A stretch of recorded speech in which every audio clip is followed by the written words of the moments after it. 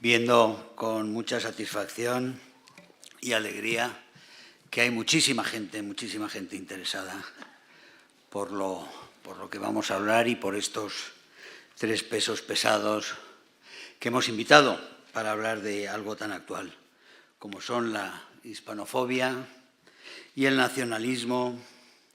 Del pasado al futuro, muchas veces pensamos que es del futuro o del presente al pasado.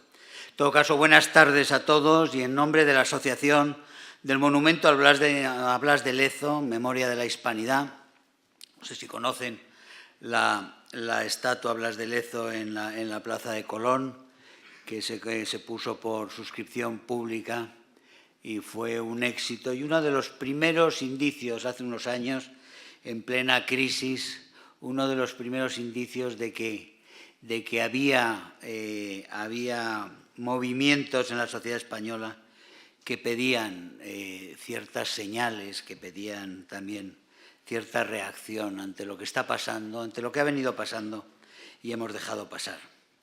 En todo caso, les hemos invitado aquí a un debate sobre la hispanofobia, sobre el odio a lo español, el odio a la idea propia de España y a la realidad de España y a las identidades que se nutren, los nacionalismos, no voy a decir periféricos, los nacionalismos en general, que se nutren de él y que a veces parecen que solo tienen como sentido realmente ese antiespañolismo, que solo adquieren peso, identidad y fuerza en el odio a lo español más que en cualquier otro tipo de identidad propia.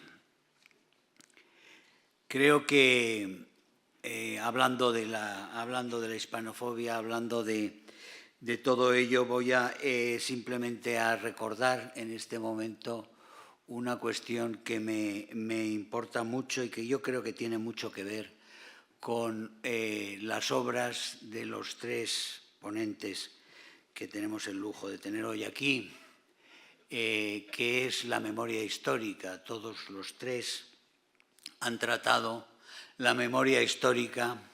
La memoria histórica es algo que nos viene torturando a los españoles desde hace muchos años.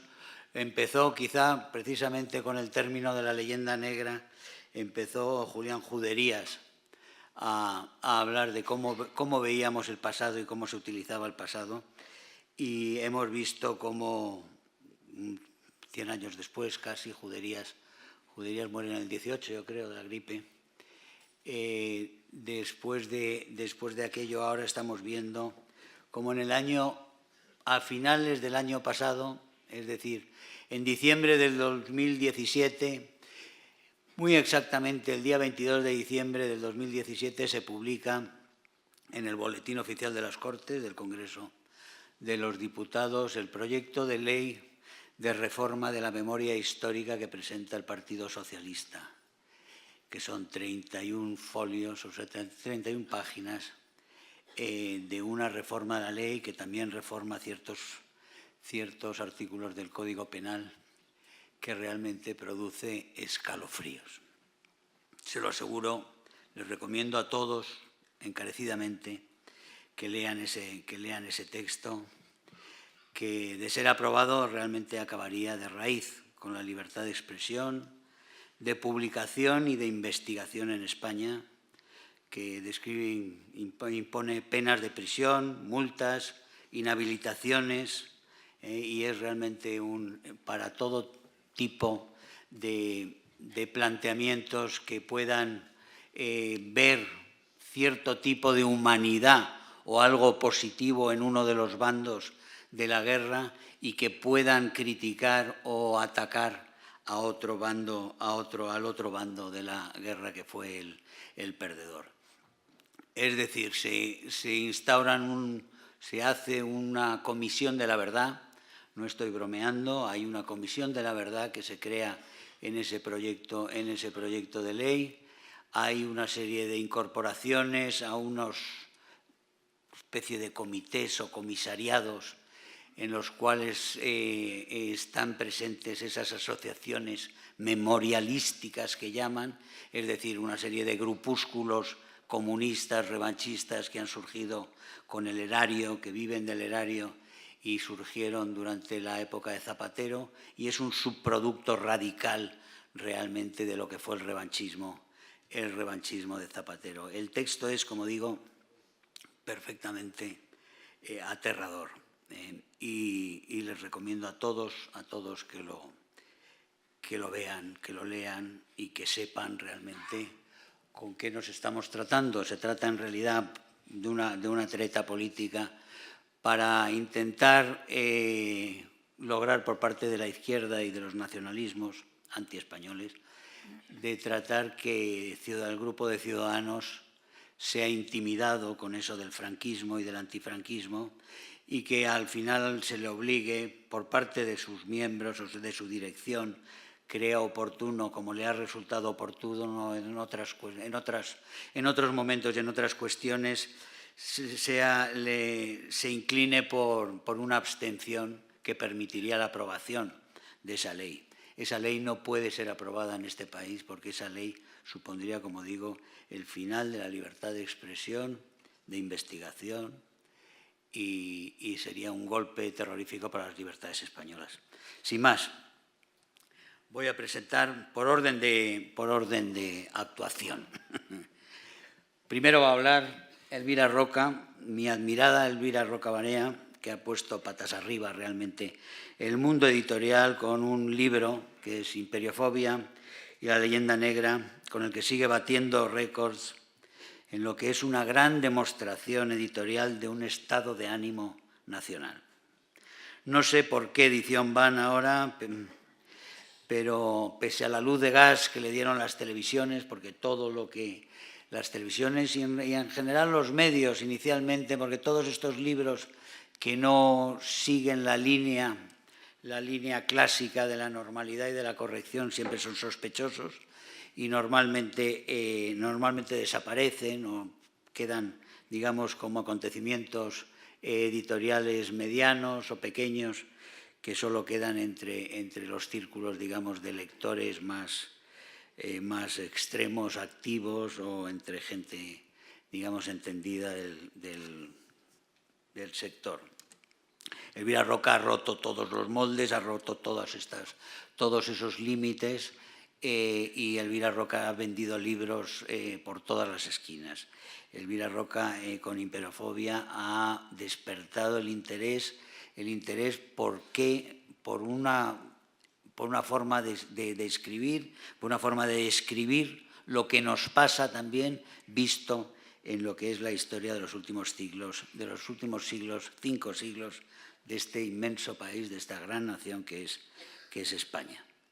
Elvira Roca es una profesora malagueña que se fue a Harvard con el Centro Superior de Investigaciones Científicas y ha regalado después ese libro, que es un libro inteligente, refrescante y documentado, que rebate muchas de las mentiras inventadas por el enemigo que han sido parte de la historia asumida por los españoles. Dice Elvira que llevamos 3 siglos de hispanofobia asumida, pero en determinadas ocasiones, en épocas de crisis y de incertidumbre, esta hispanofobia, por supuesto, se intensifica. La alianza de los nacionalismos periféricos del 19, nacidos en el 19, que son por definición hispanófobos, con la izquierda y no solo con la extrema, han creado situaciones perfectamente grotescas, en las que hay un frente común de herederos del carlismo, por ejemplo, con los comunistas, con los socialistas, en una sola idea, que es no permitir que la nación española reaccione. Hay un artículo, y con esto termino, hay un artículo de Cebrián, de Juan Luis Cebrián, publicado la semana pasada, en la cual advertía que el mayor peligro para España es el centralismo y es el nacionalismo español. Y que decía que la vacuna frente a esa amenaza del nacionalismo español y del centralismo era dar a todas las autonomías el derecho a decidir que reclama Cataluña. Es decir, eso existe, esa corriente de opinión existe, esa corriente de opinión es la corriente de opinión mayoritaria en muchos sectores de la izquierda y, por supuesto, en los nacionalismos.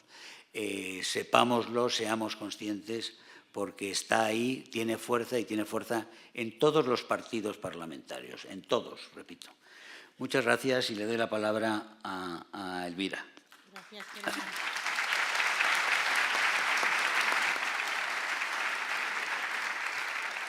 Gracias, Germán. Es la segunda vez que estoy en este auditorio y me conmueve comprobar con qué lealtad viene tanta gente a oír a otros, que, bueno, se supone que nos interesa el país y que hemos reflexionado algo, acertado o desacertadamente sobre él, pero en cualquier caso tengo la sensación, y antes lo comentaba, que este tipo de convocatorias se han convertido en los últimos tiempos, en los últimos meses, en una especie de ritual.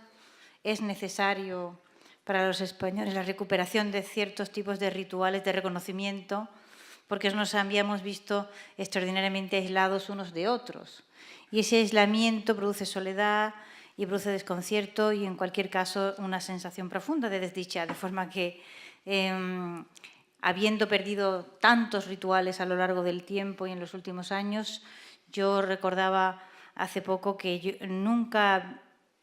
soy ya de una generación que se ha criado con la Junta de Andalucía, ¿no? Y nosotros, yo he cantado el himno, o sea, la única izada de bandera que yo he conocido en mi vida, tengo 51 años,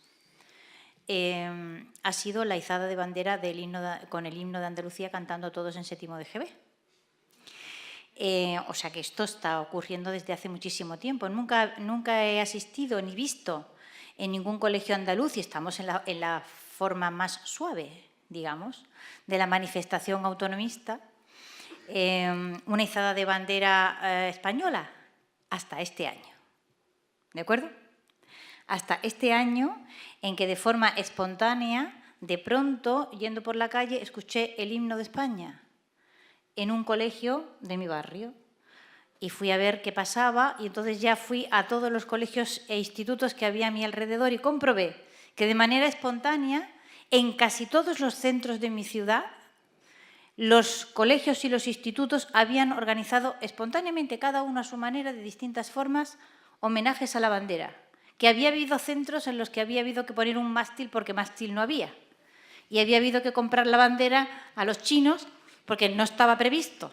Pero se había comprado la bandera, se había puesto el mástil y se había hecho pues hasta banderas hechas con los chiquillos pintando los folios en blanco, uno de amarillo y otro de rojo. Hasta así se habían hecho banderas. Y esto significa muchas cosas y ninguna es mala. Entre otras razones porque eso que hemos mencionado, que hemos llamado el nacionalismo español, ha tenido siempre muy baja intensidad. O sea, España es un país que tiene plural y lo ha tenido desde siempre. No todas las naciones de Europa tienen plural. Admite el plural Rusia, los zares de todas las Rusias. Admite el plural los Estados Unidos de América. Admite el plural España, que ha sido nombrada como las Españas durante mucho tiempo, pero no hay las Francias, ni hay las Inglaterras, ni hay las Dinamarcas. Y esto de tener una nación que puede tener plural significa muchas cosas. Significa que el nombre de España ha sido preferentemente el nombre de una cultura común en la que siempre han existido, por ejemplo, otras lenguas. El castellano siempre ha convivido con otras lenguas desde su origen.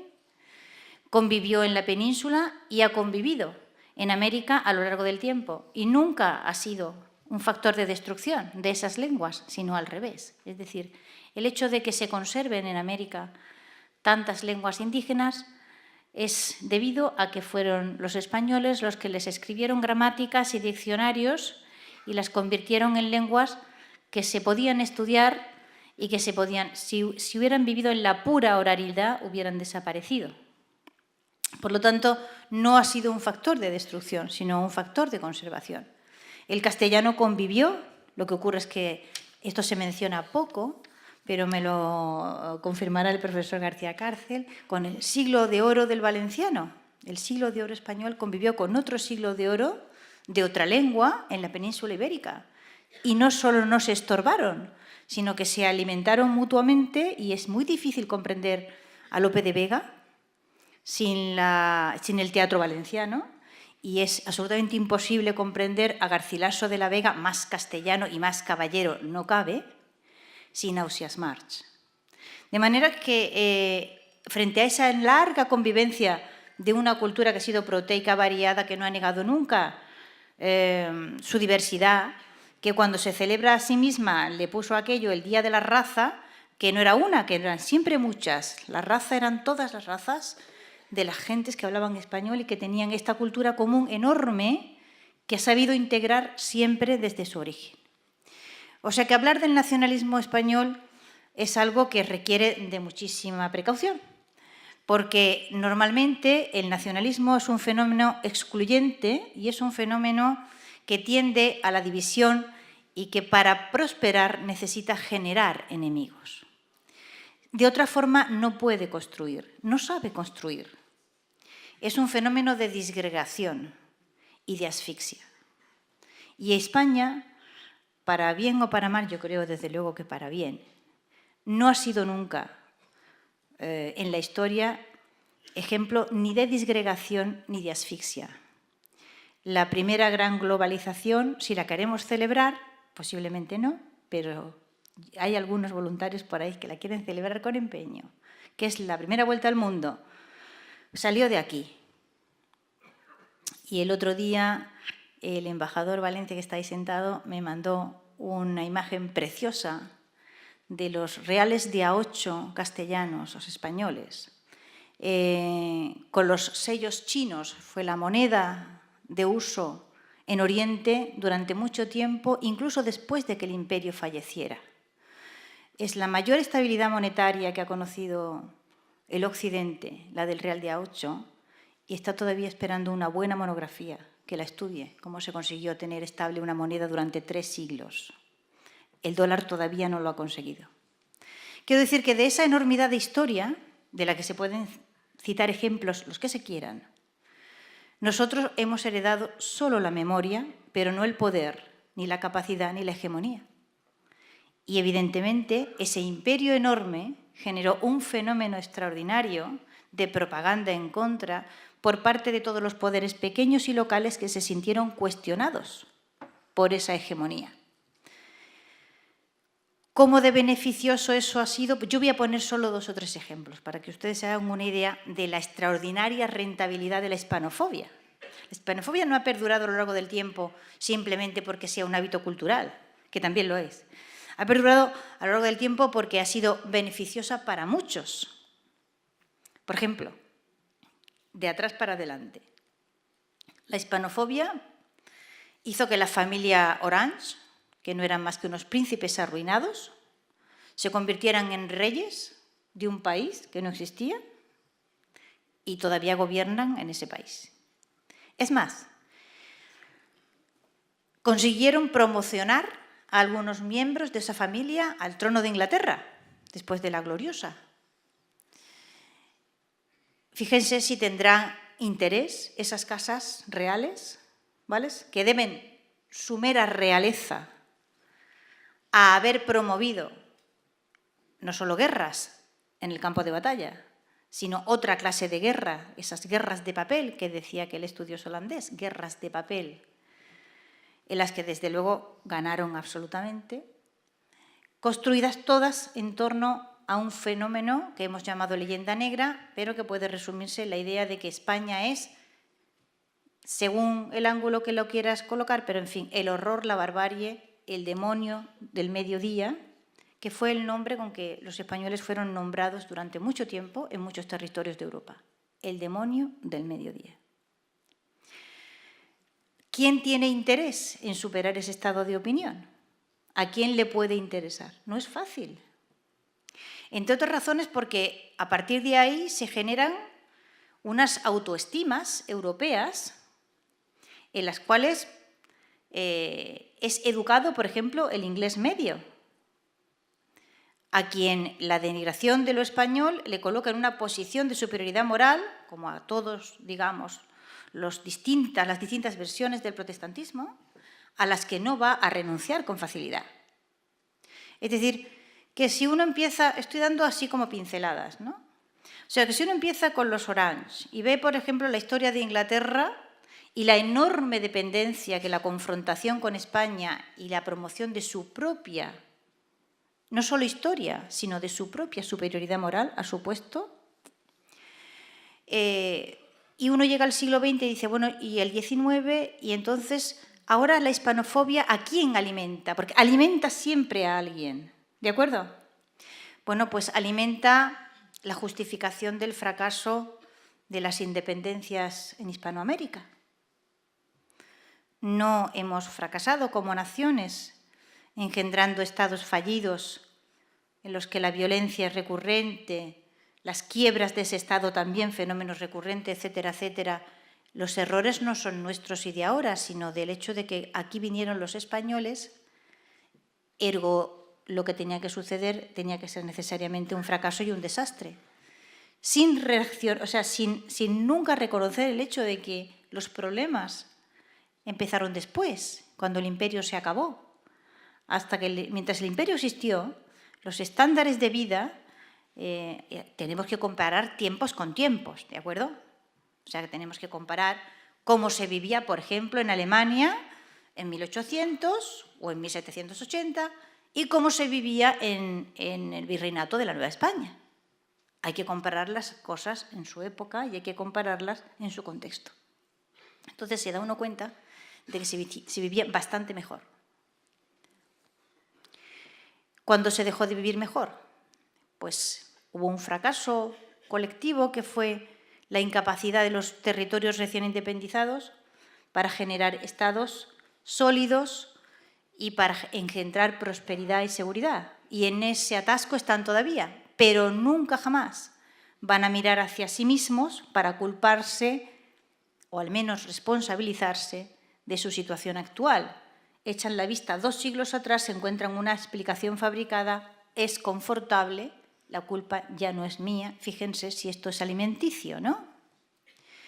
Cuando llega el siglo XIX y se produce la caída o la destrucción, la disgregación de ese imperio, yo tengo la convicción de que los imperios son fenómenos unitarios y que han sido tradicionalmente muy mal estudiados. Entre otras razones, pues porque eso que yo he llamado imperiofobia realmente existe. Y entonces eso ha contaminado a los historiadores que han tendido a parcelar los imperios y a estudiarlos divididos en distintos tiempos y épocas, y esto no ayuda nada a su comprensión. Pero, en fin, resumiendo mucho, digo que cuando los imperios se acaban y se disgregan los territorios que formaron parte de él, se sigue automáticamente, y esto se puede ver en muchos lugares, en Oriente, en Occidente, etcétera. Lo que ocurrió después del Imperio Mongol, después del Imperio Otomano, en fin.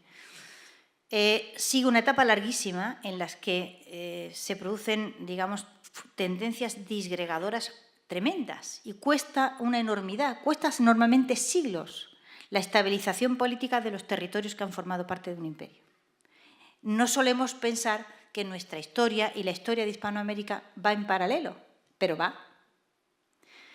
Claro, la nuestra siempre va un poquito mejor, estamos en Europa, hemos superado ciertas cosas, había una experiencia anterior, pero la tendencia a disgregar el Estado y a que determinadas formas, digamos, de poderes locales adquieran un brío inusitado y frente a una debilidad enorme del Estado que representa esa nación, que no sabe enfrentarse a ello y que termina siendo arrastrado a conflictos.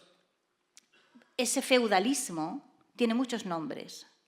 Los nuestros están en el nombre de todos, ¿no? O sea, todos los tenemos en la cabeza. Cómo esos señores feudales territoriales se han atrincherado en determinadas partes del país y están dispuestos a lo que sea con tal de no renunciar a su poder. Y el Estado ha sido débil luchando contra eso.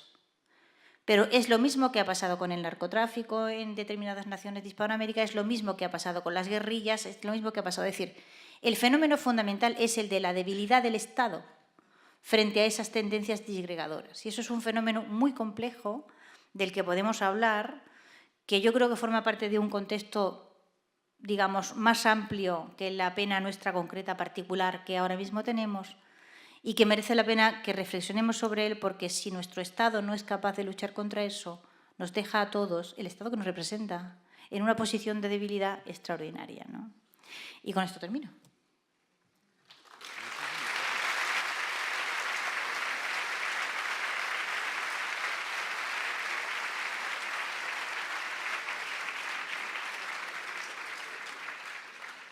Muchísimas gracias, Elvira. Solo una cosa, hablando de los problemas que había de la Nueva España y de los problemas que ha habido con los nuevos estados, solo decirte que hay mucha gente que está despertando también allí, porque también allí se está vendiendo imperiofobia. Y mis amigos peruanos realmente lo han comprado y distribuido con entusiasmo. Tengo que decir. Bueno, vamos, siguiente participante va a ser Ricardo García Cárcel. Y Ricardo García Cárcel es uno de los grandes historiadores de su generación, que ha dedicado mucho tiempo, trabajo y esfuerzo a la imagen de España, también dentro de España y fuera de ella. Ahí están precisamente sus estudios sobre la leyenda negra, la Inquisición y el Siglo de Oro. También es un gran experto del periodo ese hoy tan manido por la manipulación, más que por el estudio que es la Guerra de Sucesión, Cataluña, que es donde vive, que es donde desde hace 40 años es catedrático en la Universidad Autónoma de Barcelona, donde ha vivido y sufrido todos estos procesos, este proceso y los procesos dentro del proceso de los últimos años, de las últimas semanas y de los últimos días y probablemente de los próximos, porque el martes tenemos esa especie de astracanada, llamémoslo como queramos, de investidura que ya se ha fechado. Les voy a dar la hora. El señor Torrent, que estuvo viendo en Bruselas al señor Puigdemont, ha puesto a las 3 de la tarde del martes la investidura. Veremos la investidura de quién, de qué o cómo, si viene de Lagarterana o cómo va a venir. Desde luego el espectáculo que estamos dando es perfectamente grotesco. Dicho eso, el profesor García Cárcel es un reconocido especialista de los siglos XVI, XVII, XVIII. Es Premio Nacional de Historia del 2012 por La herencia del pasado, las memorias históricas de España. Actualmente es director de la nueva colección Política y Sociedad en la Historia de España. El año pasado publicó el ensayo, que este es su último libro, que es El demonio del sur. Se estaba refiriendo antes, Elvira, se estaba refiriendo al demonio del mediodía, que estamos hablando del mismo, en que se analizan en el libro, se analizan las campañas, las feroces campañas contra Felipe II y la utilización también de lo que era Don Carlos, la figura de Don Carlos y su relación con el rey. Eran los tiempos en los que Schiller todavía no tenía, Schiller con la leyenda negra realmente en sus manos, no tenía que enfrentarse a la visión mucho más laica y quizá mucho más probable, que es la versión de Boadella. Sin más, le doy paso a don Ricardo.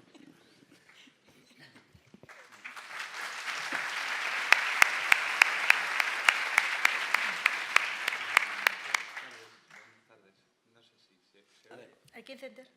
Perfecto. Buenas tardes. Gracias a Germán por sus amabilísimas, generosas palabras. Gracias a los organizadores de esta mesa redonda por la invitación a estar aquí con ustedes. Yo debo expresar mi felicidad por estar al lado de Germán, de Elvira, de Stanley. Los he leído muchísimo y los valoro extraordinariamente, y estoy aquí también, como no, en memoria de la figura de Blas de Lezo, y voy a hablarles de la leyenda negra. Y empezaré diciendo que comparto plenamente hasta el fondo las críticas, la indignación, en definitiva, que tanto Elvira como Stanley han reflejado en sus libros sobre la crítica, sobre las barbaridades, las distorsiones, las mentiras, las falsedades que se han vertido, en definitiva, respecto a la historia de España en eso que llamamos genéricamente leyenda negra y que fundamentalmente todos ustedes saben que se ha dirigido esa leyenda negra hacia 4 elementos fundamentales que han sido Inquisición, que han sido conquista, colonización de América, que ha sido Felipe II y que ha sido eso que llamamos genéricamente la identidad española, los españoles. Comparto el rechazo y la indignación que me genera y que me genera desde hace muchos años y me sigue generando, pues la constatación de la ignorancia, de la banalidad, de la frivolidad con la que se habla, con la que se ha juzgado la historia de España tantas veces. Me indigna especialmente, por qué no decirlo, la apatía y la complicidad con la que, ya no desde fuera de nuestro país, sino desde dentro de nuestro país, muchas veces se han asumido esas críticas como si fueran justas, como si fueran merecidas, como si entraran dentro de la plena lógica.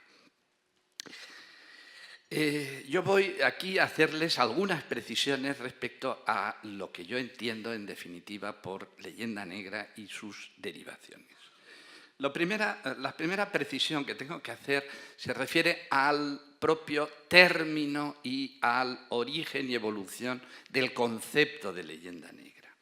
El término de leyenda negra parece ya consensuado, Elvira lo tiene claro, Iván Vélez también lo tiene claro, que el término leyenda negra en España, la pionera en la utilización del término no fue Julián Juderías, que fue evidentemente el gran popularizador, el divulgador del término, pero fue doña Emilia Pardo Bazán.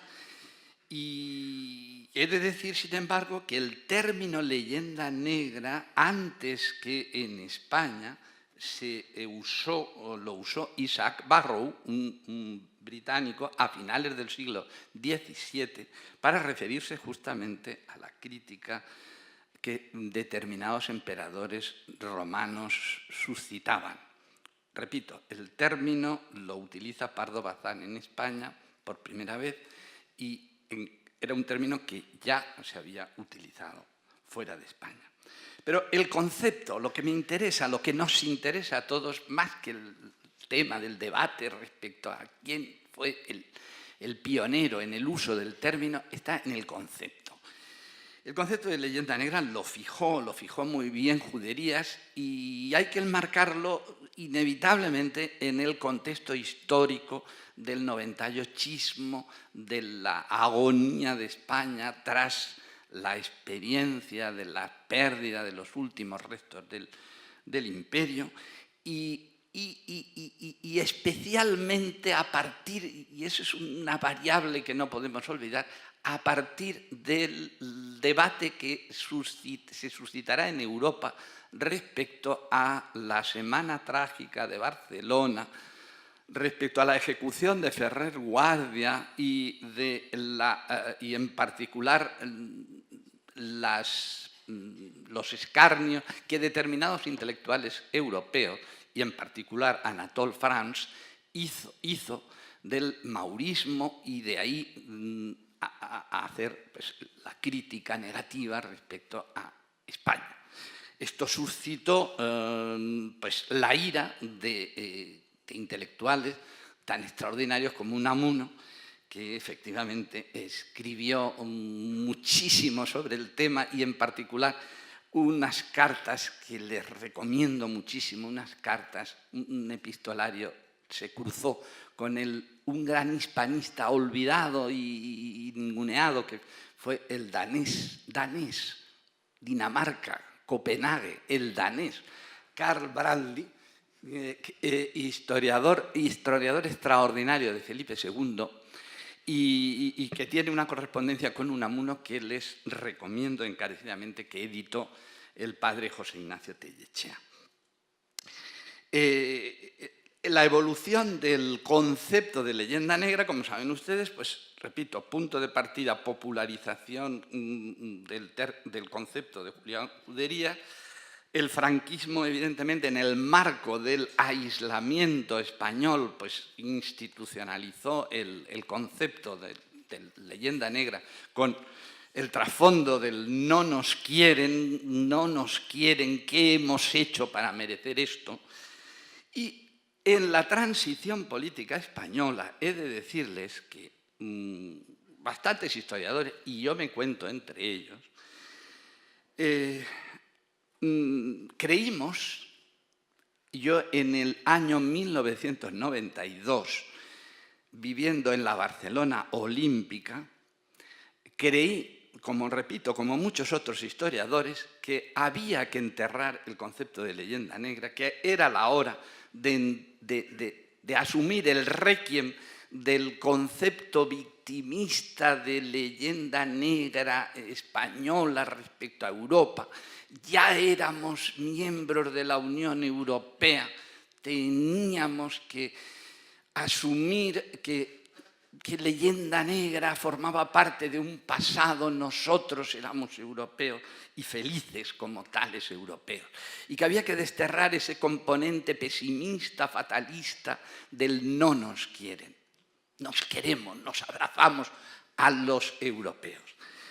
Y repito, fuimos muchos los historiadores que escribimos sobre el tema con este mismo discurso ideológico. Quizá el último que quería recordar es un libro que quería recordar por el título, un título calderoniano que utilizó Carmen Iglesias con el título de una obra de Calderón, No siempre lo peor es cierto, lo cual efectivamente es un estímulo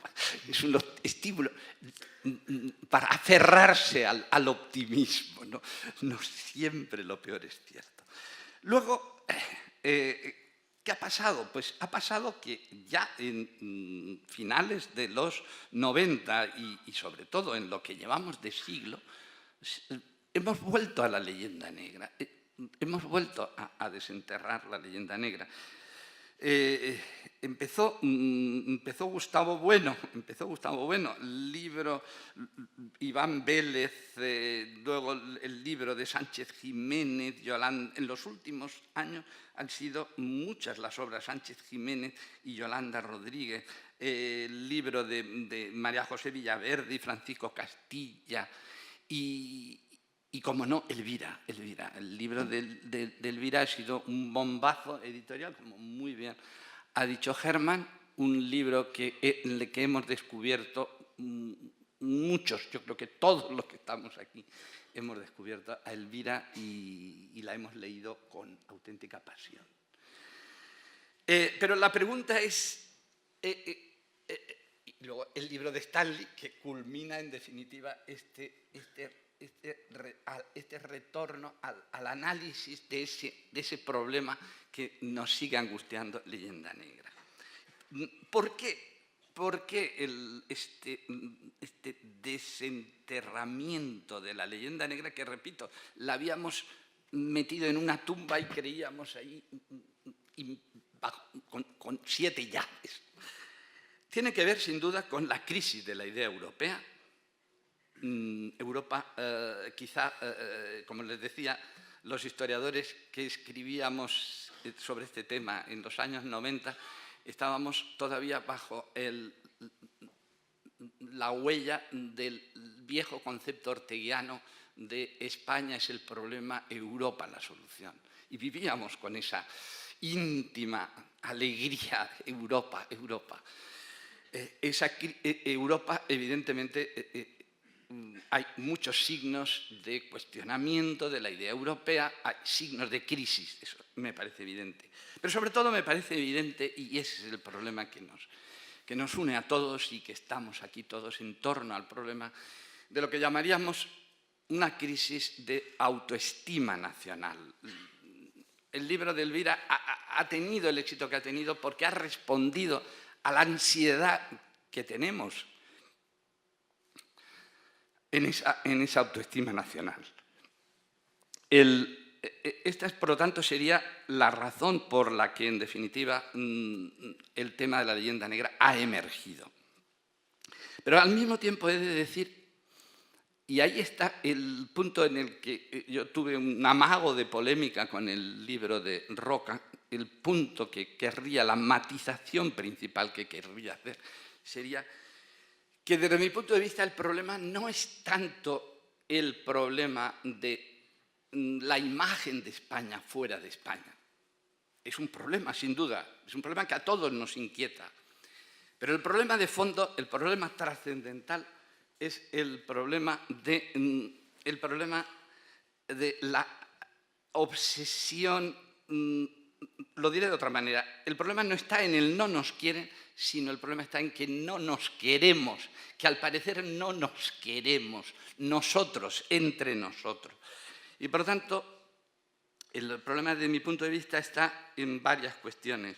Está en la autocrítica destructiva, masoquista, que históricamente los propios españoles han hecho de sí mismos y que han contribuido decisivamente a esa leyenda negra. Ahí están los Antonio Pérez, ahí están los Bartolomé de las Casas, etcétera, etcétera. Y ahí está la incapacidad de fabricar relatos. Siempre el relato, el problema del relato, la incapacidad nuestra de construir relatos satisfactorios, relatos de construcción de nuestros propios méritos, de nuestros propios valores, de saber vendernos fuera de España. Siempre con el miedo a que no, extraña mala conciencia respecto a cualquier tentación narcisista. Siempre el miedo a no caer en ese narcisismo, lo cual nos ha llevado en definitiva al fracaso. Si la leyenda negra ha tenido tanto éxito, ha sido sin duda porque ha fracasado la leyenda blanca o la leyenda rosa, como ustedes quieran. Ha fracasado históricamente nuestra capacidad para proyectar una imagen positiva de nosotros. Es un hecho irrefutable el que historias de España, desde la obra de Mariana, finales del siglo XVI, hasta la obra de Modesto Lafuente, la canónica historia de España, romántico-liberal de Modesto Lafuente, pasaron varios siglos sin que ningún español se atreviera a escribir una nueva historia de España, cuando se estaban escribiendo historias de España desde fuera de España. Conclusión, acabo rápidamente porque hemos pactado que seríamos muy rígidos en cumplimiento del horario preestablecido. Leyenda negra, leyendas negras. Ha habido muchas leyendas negras, no solo una leyenda negra, muchas leyendas con distintos colores dentro del negro, muchos grises. Incluso les diría, una leyenda negra, la negritud ha evolucionado, pero es que piensen que ha habido hasta leyenda amarilla. No olviden, la Carmen de Mérimée, ¿es leyenda negra? No, es leyenda amarilla, es una leyenda romántica, reduccionista respecto a España, que convierte a España estrictamente en Andalucía, que fabrica un cliché, una postal amarilla del torero, del bandolero, de la gitana. Arquetipos que no responden a la leyenda negra propiamente en su sentido más literal, pero que sí que tienen ese punto evidentemente devaluatorio de la España real. Y antes de darle la palabra, yo querría decir, antes de dar la palabra al maestro Stanley Payne, decirle lo que le debemos a los hispanistas. Lo mucho que le debemos a los hispanistas que han asumido justamente reivindicar España, quitarnos esa aura, ese lastre de mala conciencia que ha pesado sobre muchos de los relatos que los historiadores españoles hemos hecho. Cuando algunos historiadores, incluso algunos hispanistas, se plantean hoy día si ha llegado ya el final de la necesidad de los hispanistas, porque la historiografía española ya está madura, presuntamente madura, para caminar solos por el camino de la historia de España, yo digo, como tantos otros, todavía nos hacen falta historiadores mexicanos.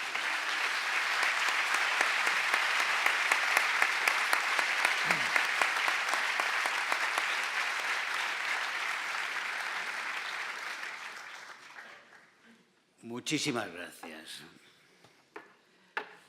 Ricardo García Cárcel. Por hablar ahora al final, estaba despidiendo, dando las gracias a los hispanistas. Desde luego hemos estado hablando antes por qué son necesarios todavía. Son necesarios en gran parte porque algunos tienen el valor que falta a algunos historiadores en España, donde en España hemos tenido los historiadores realmente con identidad propia, han sido pocos probablemente en los últimos 50 años, y muchos de ellos han sido casi digamos, de una escuadra, o han sido de tropa, han sido historiadores de tropa, primero de una tropa y después de la otra tropa, pero siempre muy integrados en la suya. Y en ello ha jugado el papel fundamental, yo creo que lo que mueve lo que es el motor fundamental en España, que es el miedo. El miedo a molestar y el miedo a las represalias por tener un pensamiento o tener unas ideas o tener unas posiciones que puedan irritar a quienes pueden tomar represalias. Esa especie de precaución permanente o la extrema prudencia, esa extrema prudencia que vemos todos los días en el ejercicio del gobierno, es quizá lo que caracteriza también a la historia, y por eso algunos historiadores de fuera han sido capitales para que las verdades se mantengan, incluso con las ofensivas, como la que antes comentábamos, con la próxima ofensiva que viene, pero con las ofensivas que tenemos continuamente en contra de la verdad y a favor de los dogmas y de los estereotipos y de las caricaturas muchas veces. Bueno, pues de Stanley Payne, presentar a Stanley Payne es bastante, ¿qué voy a decir?, absurdo, porque quien no conozca a Stanley Payne y tenga más de 20 años no tiene remedio. Supongo que aquí quizá haya alguien que tenga menos de 20 años, ojalá los haya, ojalá vinieran mucha gente que tuviera 20 años, y le diría pues eso, que Stanley Payne es un tejano que se enamoró de España ya cuando él tenía más o menos 20 años, y desde luego desde entonces ha sido constante en su amor. Es doctor de Historia por la Universidad de Columbia, es profesor emérito de Historia de la Universidad de Wisconsin-Madison, donde tiene la cátedra Hildale, Jaume Vicens Vives. También es codirector del Journal of Contemporary History, es miembro de la Academia Americana de Artes y Ciencias y desde 1987 es académico correspondiente, por supuesto, de la Real Academia Española de la Historia. Algunos de los libros de Payne no son ya referentes, es que son unos clásicos para cualquiera que le haya importado y haya interesado la historia de España. El fascismo, el régimen de Franco, historia del fascismo otra vez, la Unión Soviética, comunismo y revolución. Pero algunos de los libros de Payne son realmente los clásicos a los que hay que recurrir una y otra vez. En los últimos años, Payne ha tenido ciertas dificultades de entendimiento precisamente con esa tropa de la que hablaba antes, y una tropa que se ha metido bastante con él. Él ha salido ahora, el año pasado, publicó su último libro, que es un libro muy significativo, que es En defensa de España, y que es precisamente desmontando mitos y leyendas negras, que es otro canto de amor a España. Es un libro sobre lo que ha sido la trayectoria de una gran nación con todos sus reveses y con todas sus grandezas. Pero además Payne, y con esto le doy la palabra, Payne ha tenido siempre el valor animar a los españoles a dar un paso adelante, a mirar a su pasado reciente con el coraje necesario, liberándose de esa intimidación permanente que es la mentira que venimos arrastrando durante toda esta época de democracia, que ha lastrado tantísimo la democracia y cuya consecuencia peor, si se quiere, es esta culminación de la memoria histórica. Nos ha impedido decir muchas verdades, ese miedo a que nos llamen fascistas, ese miedo a que nos llamen franquistas, ha callado tantas bocas, ha sido un mecanismo tan eficaz para que los españoles callaran y toleraran lo intolerable por miedo a que les llamaran franquistas. En eso de pedir valor, yo creo que Stanley Payne ha sido un americano valiente, un americano amigo de España como muy pocos. Muchas gracias, Stanley Payne. La palabra es tuya.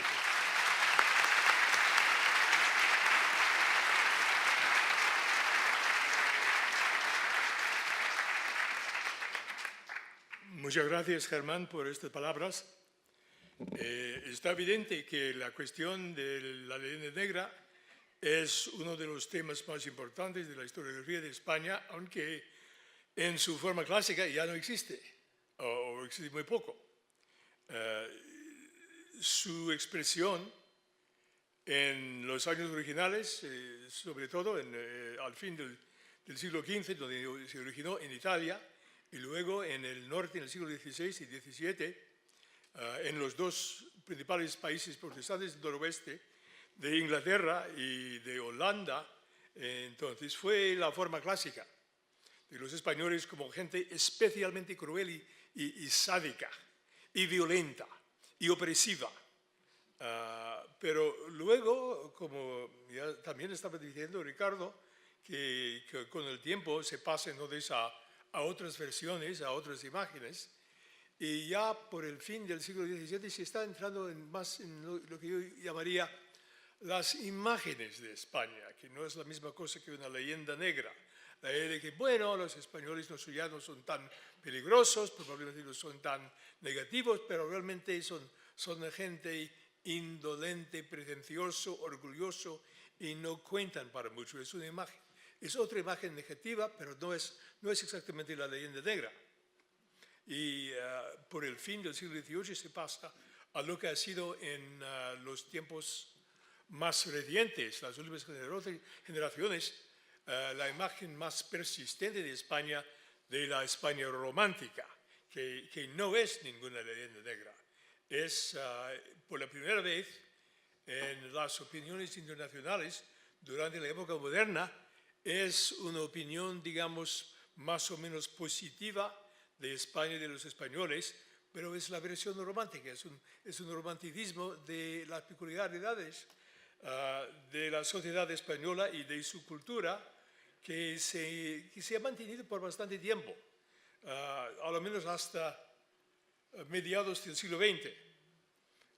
Uno de sus exponentes extranjeros más notables del siglo XX fue el escritor americano Ernest Hemingway, y ya finalmente fue asumido por el propio gobierno de España. El lema del turismo franquista, de que España es diferente, en parte es un intento de utilizar lo que se queda de esta imagen.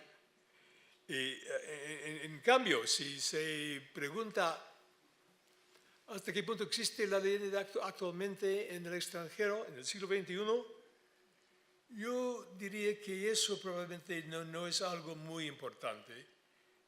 Solamente queda como residuos de esto, términos como la Inquisición. Cuando se dice normalmente en inglés, la Inquisición se refiere a España y no a otras Inquisiciones. Pero por lo general esto ha sido superado, ha costado bastante tiempo. Es interesante ver cómo esto ha funcionado, por ejemplo, en Estados Unidos, en que siempre había algún interés en España y un respeto por el idioma y por la literatura y el arte, pero a la vez un cierto desprecio de la sociedad, digamos, o de las potencias de habla española. Es una actitud complicada, pero que duraba hasta a lo menos mediados del siglo XX. Una actitud, una combinación de un respeto limitado también con cierto desprecio. Pero yo creo que esto ya ha cambiado hasta cierto punto en cuanto a las actitudes extranjeras por el siglo XXI. Otra cosa es la cuestión de entender los asuntos de España y la historia. Y la historia de España ciertamente es la historia más tergiversada, más mal comprendida, de la cual la gente es más ignorante de todas las historias nacionales de Occidente. Y eso es lo que pasa también dentro de España actualmente.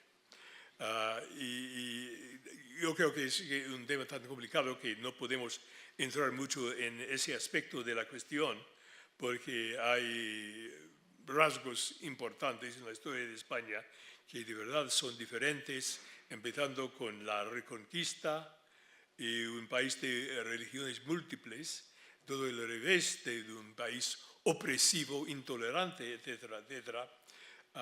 Y luego el papel de España durante la época moderna, y todo esto seguido por un desfase y sobre todo el atraso en la modernización que llegó a ser acusado en los siglos XVIII y bueno, XVII y XVIII y después por algún tiempo. Y se nota hasta, por ejemplo, con respecto a algo como el caso catalán actual, que en los primeros momentos se aceptaba la propaganda catalanista de un pueblo pequeño oprimido por la opresiva España, cosas así, y una victoria en los primeros días en la batalla de las imágenes de parte de los catalanistas en la prensa internacional. Pero luego, lo que pasó después de algunos días, con un análisis más serio de varios comentaristas, entonces, leyendo los comentarios, los estudios de gente con mayor conocimiento, se veía que el tono, la actitud o perspectiva cambiaba, entonces se llegaba a ser bastante objetiva y mucho más inteligente después de los 2 o 3 primeros días. Así que la tendencia a formar opiniones negativas sobre asuntos de España actualmente no, esto es mucho más grande que lo que pasa con varios otros países y la gente también está capaz o dispuesta a aprender más o menos rápidamente en cuanto a algunos de estos problemas, porque la verdad es que España ha tenido en los últimos 40 años la mejor prensa que ha tenido jamás en el extranjero, en el último medio milenio, desde que ha habido una prensa. Así que en este aspecto la cosa ha cambiado. Bueno, una parte es la historia y otra es la parte actual. Y lo que ha pasado en los últimos 100 años y más ha sido la internalización de la vivienda negra dentro de España por muchos de los españoles. Esto empezó en la última parte del siglo XIX y se puede ver las primeras notas, por ejemplo, en un comentario de Juan Valera, cuando la Primera República, en 1873, diciendo que, bueno, menos mal que todavía existe Turquía, de otro modo España estaría a la cola de todo, y una actitud de mucho pesimismo. Y esta internalización ha llegado a ser acusada en el siglo XX. Los primeros izquierdistas españoles no eran así. Los progresistas de la primera mitad del siglo XIX eran en gran parte nacionalistas españoles, pro-españoles que realmente querían fomentar una nueva cultura popular española y con una actitud nacionalista, porque el izquierdismo moderno, por ejemplo, empezando en Francia, era nacionalista. Esto es el comienzo del nacionalismo radical en Francia con la Revolución Francesa y los primeros progresistas españoles seguían más o menos en esa línea, pero luego eso cambió en el siglo XX. Y en la situación actual hay que, en la medida posible, separar los aspectos españoles de una actitud muy general e internacional de la cultura del victimismo, la cultura del pensamiento único, de corrección política, un rechazo de la historia de España de parte de muchos españoles. Es más o menos, se puede decir, igual al rechazo de parte de mucha gente en otros países de toda la civilización occidental, en las universidades de Estados Unidos, por ejemplo, y en muchas universidades europeas. Es la versión española de la nueva religión secular del mundo occidental en el siglo XXI. Y esto realmente es algo que nunca ha existido del mismo modo en la historia del mundo y de todas las civilizaciones. Hay leyes sobre la historia en varios países europeos, pero suelen ser bastante restringidos con respecto al Holocausto, sobre todo, y al nacionalsocialismo. Y no son leyes extensibles, no, de la propia historia del país, a no ser que esto tiene que ver, como en el caso de varios, con el nazismo. Pero en España lo que encontramos es una división muy fundamental, mayor que en otros países. Lo que pasa es que hay mucha división de opiniones actualmente en respecto a varias cosas, pero la división política formal en España es muy fuerte. Y hay un dominio en cuanto a las cuestiones de la historia contemporánea de parte del progresismo, de pensamiento único, imponiendo unas líneas de interpretación sobre esto que realmente ha llegado a ser muy dominante en la universidad.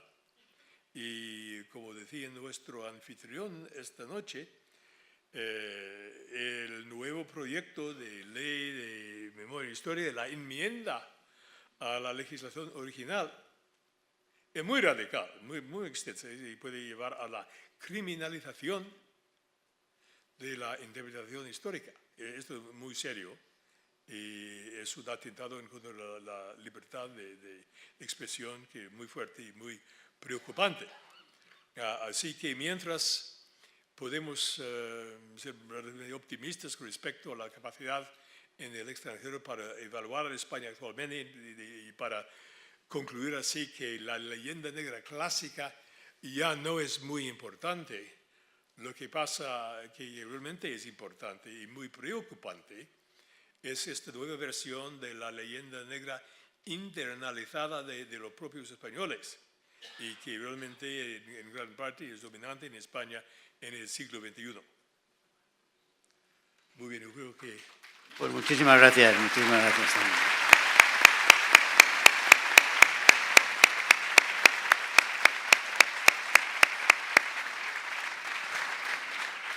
Bueno, pues tenemos todavía un momentito. Yo casi les voy a dejar que alguien haga una pregunta desde el público. Si tienen alguna pregunta concreta, puntual, que hacer a alguno de los ponentes concretos. Hable alto porque no tenemos micrófono.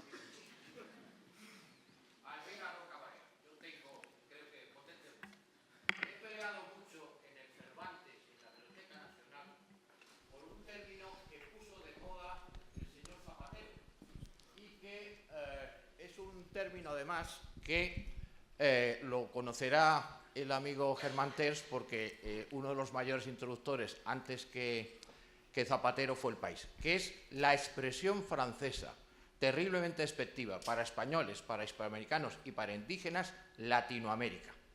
El que la inventó... Sabía lo que hacía. El que la inventó, Michel Chevalier, dijo: la mezcla de españoles con indígenas ha hecho una raza inferior.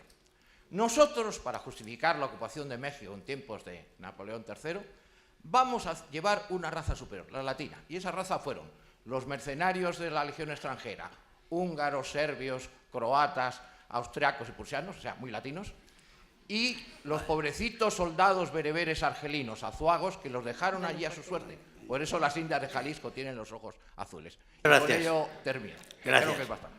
Gracias, no tengo nada que añadir a lo dicho. Es cierto que el término se acuñó para justificar una aventura política absolutamente delirante, como fue el intento de ocupación de México por parte de... Las aventuras expansionistas francesas han sido todas delirantes.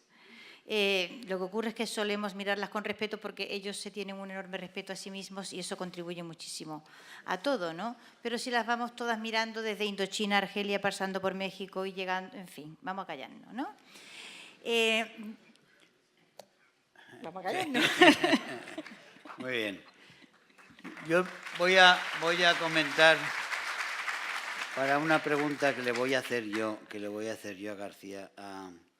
a García Cárcel, a don Ricardo. Don Ricardo es el que está viviendo en primera persona los efectos retardados de la más cómica, quizá, caricatura de la historia, de la manipulación histórica que se ha podido hacer jamás.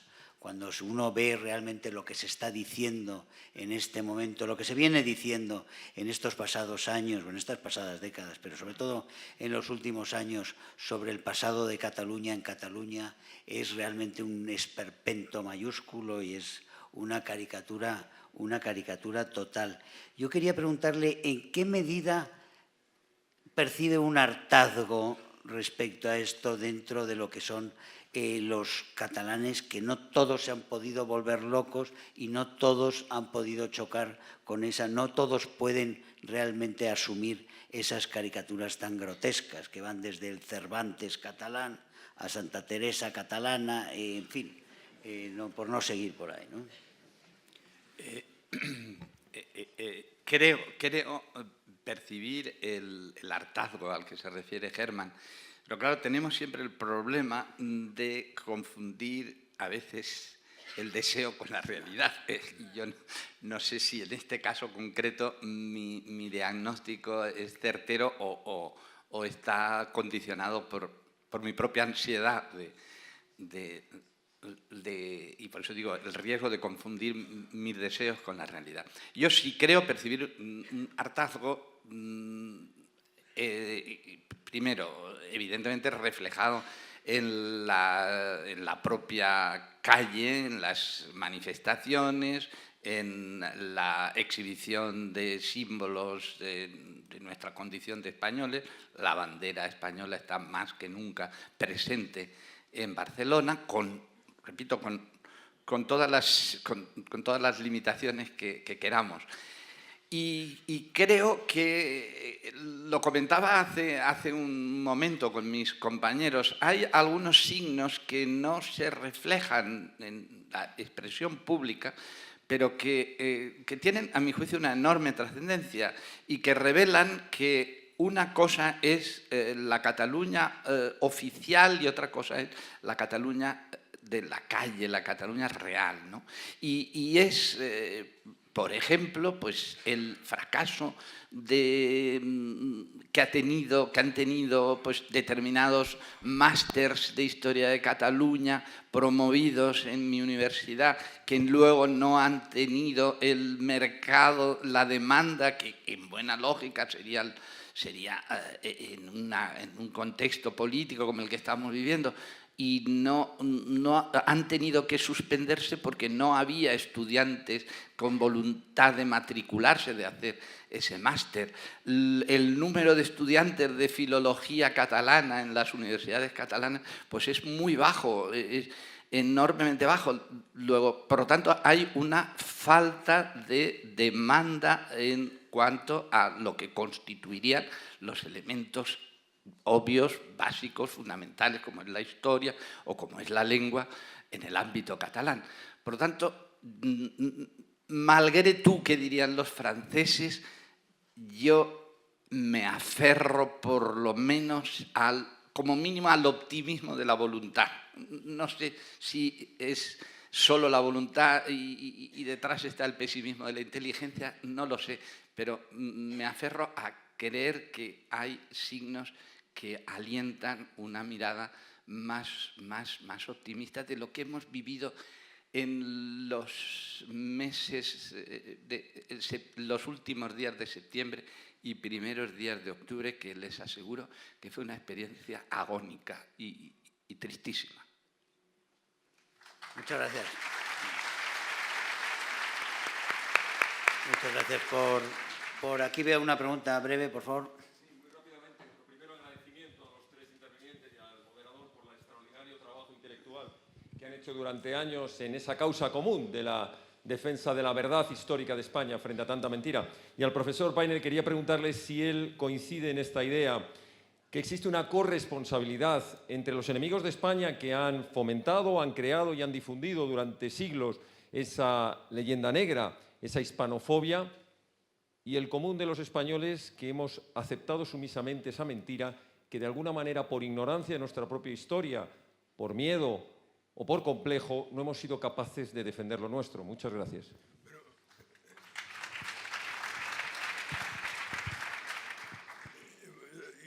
Yo creo que podemos hablar de corresponsabilidad solamente a un nivel muy abstracto porque la leyenda clásica, la leyenda negra clásica, realmente un asunto de años de conflictos internacionales que ya no existen. Esto es una cosa que no es que ha mejorado la situación.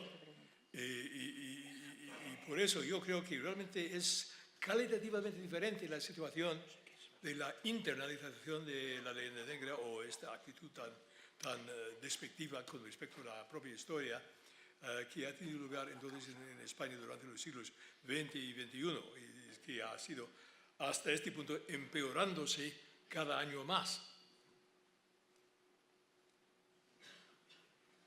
Muchas gracias, muchas gracias.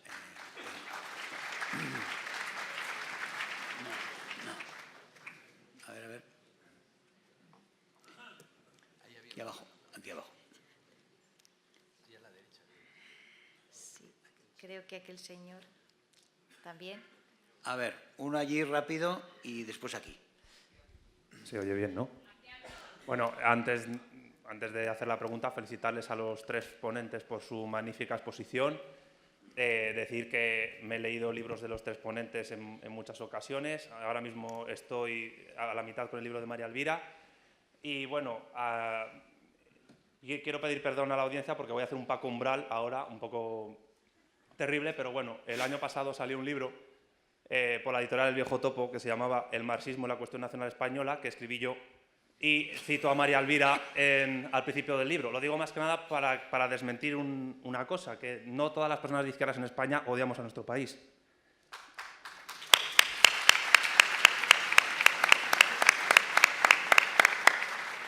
Y claro, la cuestión es que el doctor Payne ha dicho en un momento dado que la izquierda española en el siglo XIX, en el primer tercio del siglo XIX, era una izquierda nacionalista, patriota en un sentido cívico, político, no en un sentido étnico como pudo ser el que heredó el nacionalismo centroeuropeo, heredando las ideas del romanticismo alemán, que eso cambia en el siglo XX. Sin embargo, una de mis tesis en el libro es que eso cambia muy tardíamente a partir de los años 60, por cuestiones que no voy a desvelar aquí.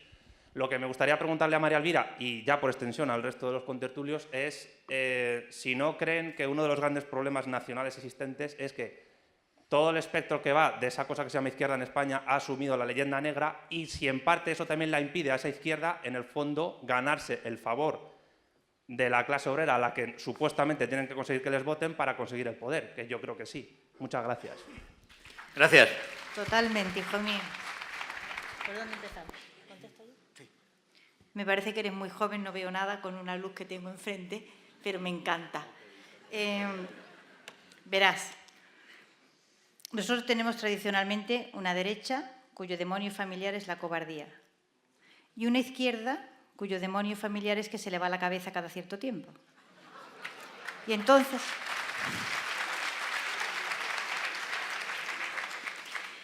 la izquierda española, cuando entra en vena suicida, se alía con los nacionalismos y se mata.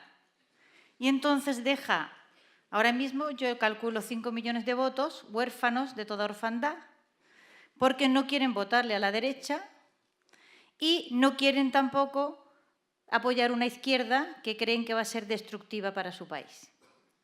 Esos 5 millones de votos en busca de autor son los que ahora mismo, digamos, están así en el mercado. O sea, cualquiera con un poco de luces que se ponga a pensar va a por ellos y se los lleva. Entonces, el problema grandísimo de la gente de izquierda es verdaderamente el gran problema de este país. O sea, el problema de este país es cómo, después de haber conseguido integrar en el sistema, gran trabajo de Felipe González, que nunca agradeceremos lo suficiente, a la mayor parte de la izquierda, e incluso a los que estaban más a la izquierda del Partido Socialista, también se les integró. Se ha producido este proceso de desintegración y desestructuración de la izquierda, que yo no sé si tiene que ver, y que por supuesto que tiene que ver, como dice el profesor Payne, con esta especie de última religión de la izquierda que ha abandonado sus presupuestos clásicos. Quiero decir, por ejemplo, yo he sido sindicalista toda mi vida y ando últimamente asombrada de pensar que no sé dónde están los sindicatos, que no se han dado cuenta de que el horario laboral ha desaparecido. Andará mirando para Pamplona, no lo sé, pero quiero decir que problemas laborales gordos y serios los hay.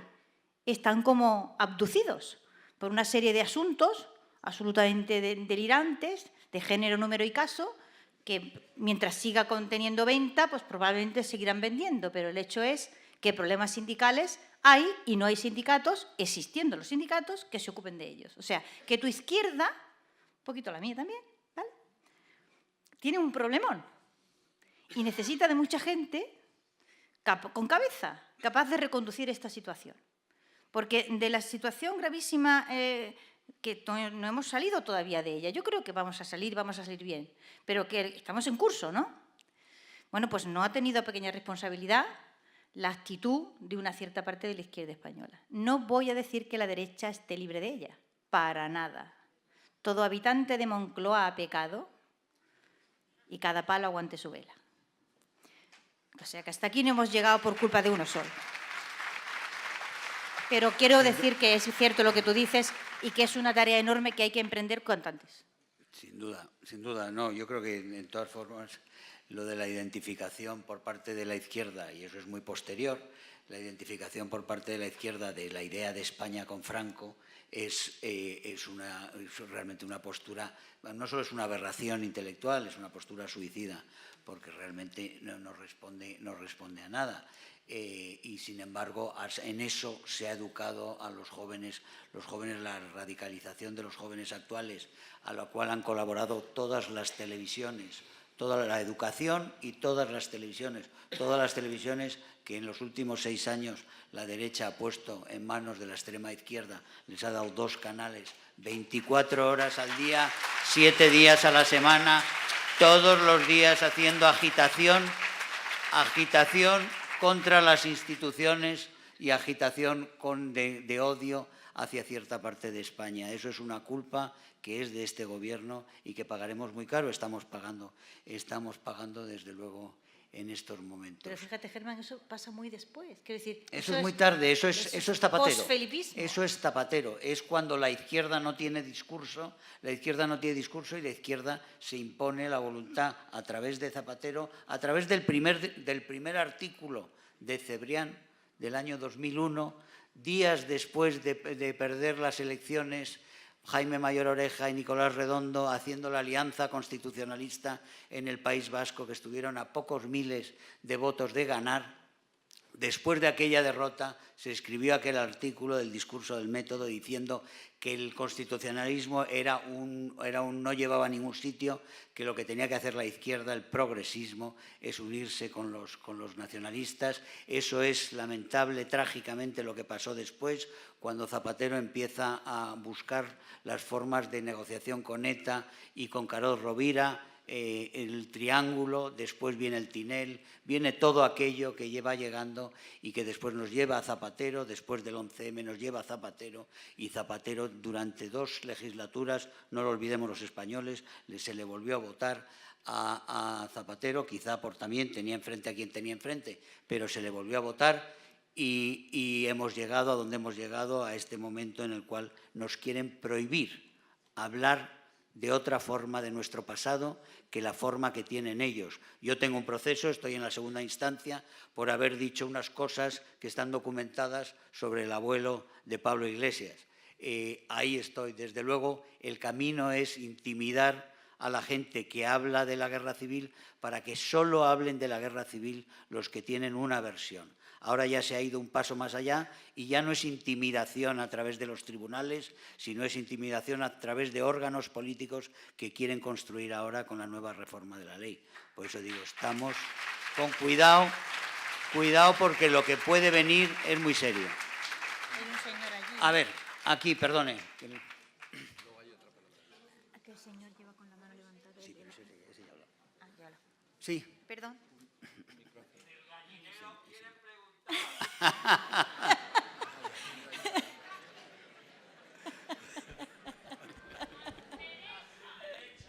Sí, felicitar ante todo a los organizadores y a los 3 ponentes de lujo que nos han regalado esta tarde tanta sabiduría y tanto amor a España. Felicitarles ante todo. Me interesa una reflexión del profesor García Cárcel, y es que ha dicho al final que los españoles somos propagandistas nosotros mismos de ese último fleco de la leyenda negra, que no sabemos querernos. En ese sentido voy a apuntar una reflexión a usted, terminada una pregunta. Efectivamente, yo considero también, como escritor, que no hemos sido capaces de culminar proyectos de éxito colectivo en muchísimos años. Afortunadamente tenemos uno que celebrar, uno que nos ha permitido transitar durante 39 años pacífica convivencia, en progreso, en libertad, en democracia. Pues bien, cuando parece que todo esto ha ocurrido tan recientemente, se está abriendo paso a una corriente de opinión, desde luego con una semilla de la izquierda netamente identificada, pero se abre paso esta corriente de opinión para dar legitimidad a la transición española, para ningunearla. La pregunta es, ¿esta nueva corriente de opinión sería coincidente con eso que usted dice, de que nosotros mismos somos los más autodestructivos respecto a nuestra propia realidad histórica? Muchas gracias. Yo creo que ciertamente tenemos históricamente mucha responsabilidad en eso que llamamos efectivamente la leyenda negra o la crítica negativa. Y ya digo, nos tendríamos que remontar al siglo XVI, pero es un hecho incuestionable que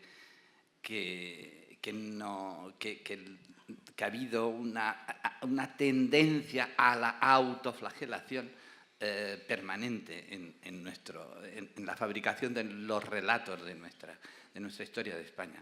Y lamentablemente, de ello sabe mucho más, obviamente, el profesor Payne que yo, en la historia contemporánea reciente, pues es un fenómeno incuestionable. Es decir, hoy día pesa más, en las universidades españolas, pesa más el discurso, el relato, por decirlo de alguna manera, de la izquierda, el relato canónico de la izquierda, que no el de la derecha.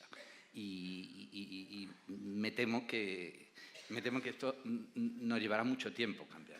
No, es que el de la derecha está proscrito en muchos sitios, no se puede expresar. No se puede en expresar. algunos sitios, eso es así. Bueno, Hay vamos a hacer una chica muy joven ahí arriba. Tiene de abogada aquí a Elvira. Es que es muy joven. Es que una se ha dedicado a la enseñanza de la juventud muchos años. Anda. Germán, me acabas de dar la palabra, Germán.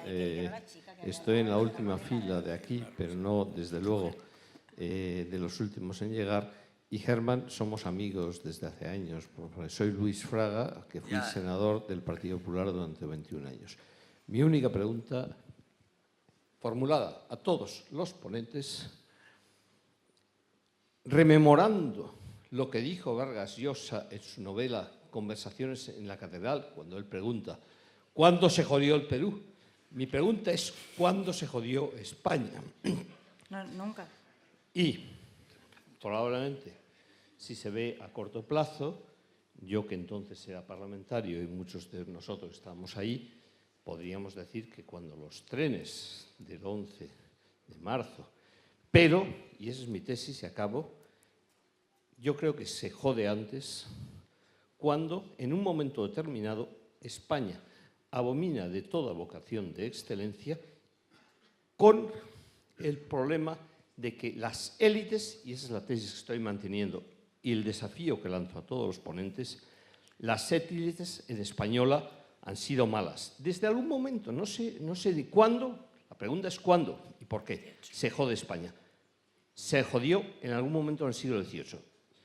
Y hasta entonces seguimos. El ejemplo más claro es el señor Rajoy, que todos sufrimos. Muchas gracias, Luis. A ver, las élites. Hay una pregunta por ahí. Pero es la tesis de Ortega y Gasset, Sí, que siempre han fracasado no meramente en el siglo XIX, pero antes.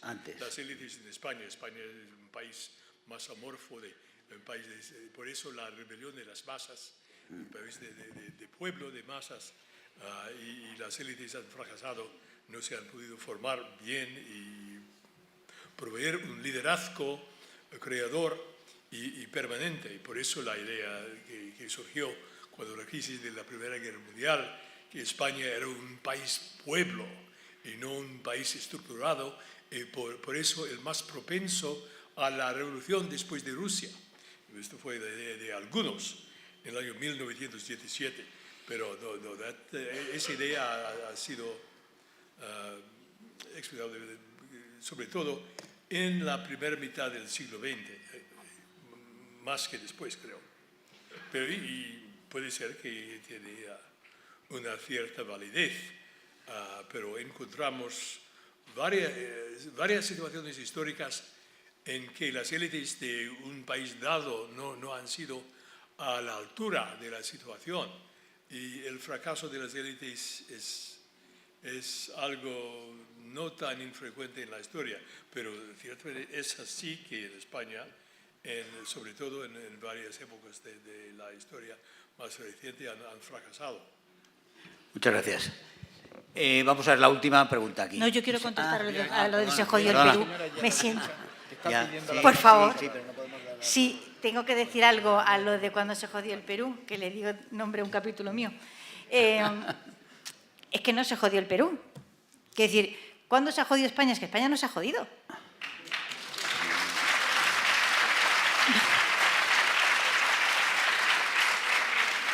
Tengo que decir que este país intentó lo que otros en Europa, una expansión. Todos los países europeos son expansivos. Levantó un imperio el más largo y el más grande que ningún otro país europeo haya levantado. Lo sostuvo con éxito más de 3 siglos y ha sobrevivido a uno de los procesos de destrucción más tremendos por los que se puede atravesar, que es la desmembración de un imperio. Y lo ha atravesado con razonable éxito. Y aquí está todavía. O sea, que cuando decimos que cuando se jodió España, vamos a mirar un poco también las historias en paralelo de las otras naciones europeas. La historia de este país no es en absoluto la historia de un fracaso, es la historia de un éxito extraordinario.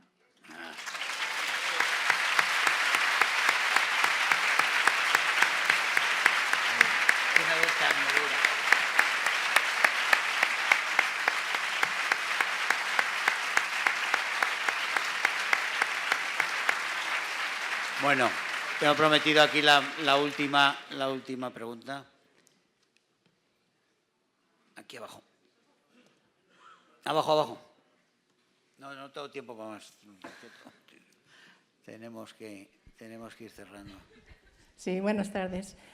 Soy Elizabeth Wiles, soy la presidenta de la Asociación Norteamericana Hijas de la Revolución Americana. Así que el ámbito, el área en que estamos hablando será simplemente la independencia de los Estados Unidos. El capítulo, la organización en España, lógicamente estamos metidos o metidas, ya que es una asociación de mujeres, en la historia de España referente a nuestra independencia.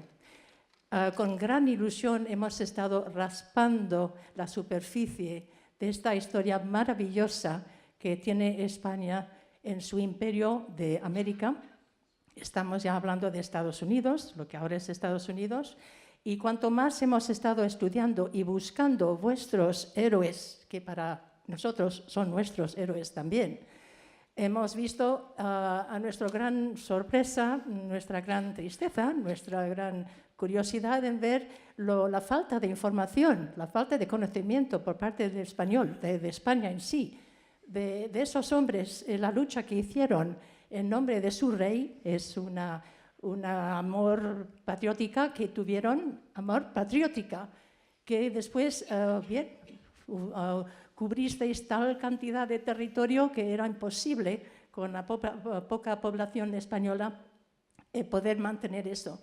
Pero nosotras seguimos abriendo paso, hemos sido las que hemos empujado el hecho de tener el retrato de Bernardo de Gálvez, por ejemplo, que ahora está en el Capitolio de Estados Unidos, pero claro, eso es una anécdota nada más.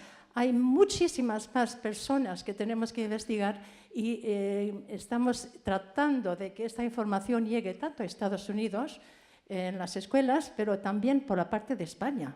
Tenéis que repasar, tenéis que subrayar, tenéis que hacer más publicidad.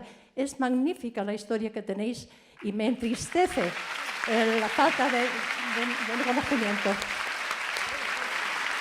Bueno, señores, creo que no hay mejor forma de acabar que con estas palabras referidas a los siglos de la grandeza de esta gran nación que es España. Muchísimas gracias a todos.